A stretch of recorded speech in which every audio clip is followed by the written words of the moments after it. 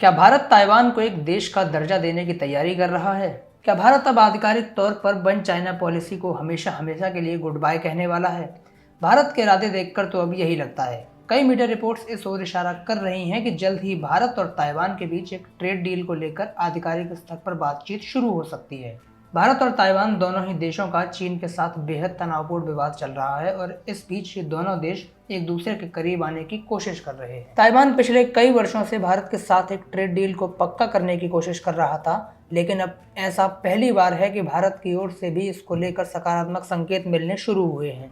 Taiwan ने अपने southbound policy के तहत भारत को प्राथमिकता देने का फैसला लिया है और अब भारत भी अपनी एक्ट ईस्ट पॉलिसी के जरिए ताइवान के साथ संवाद को बढ़ाने की तैयारी कर रहा है।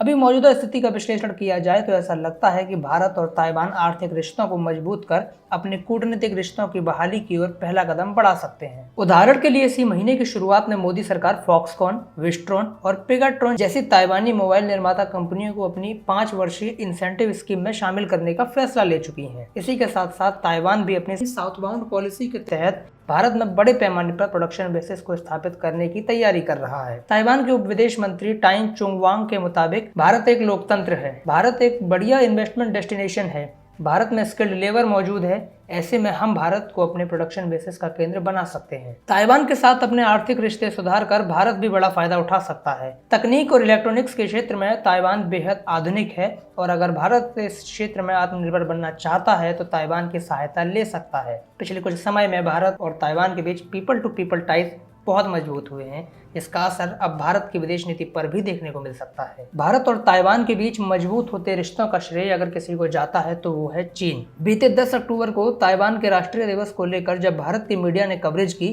तो इसके बाद भारत में मौजूद चीनी दूतावास की ओर से भारतीय मीडिया को निर्देश जारी किए गए कि भारतीय मीडिया को तथाकथित वन चाइना पॉलिसी का पालन करना चाहिए। चीन का यह कदम एक ब्लंडर साबित हुआ, जिसके बाद भारत की मीडिया से लेकर सोशल मीडिया तक ताइवान ट्रेंड करने लगा। अगर भविष्य में भारत ताइवान के बीच कोई ट्रेड डील होती है या कूटनीतिक रिश्तों में और विकास देखने को मिलता है तो इससे चीन की छाती पर सांप लौटना तय है।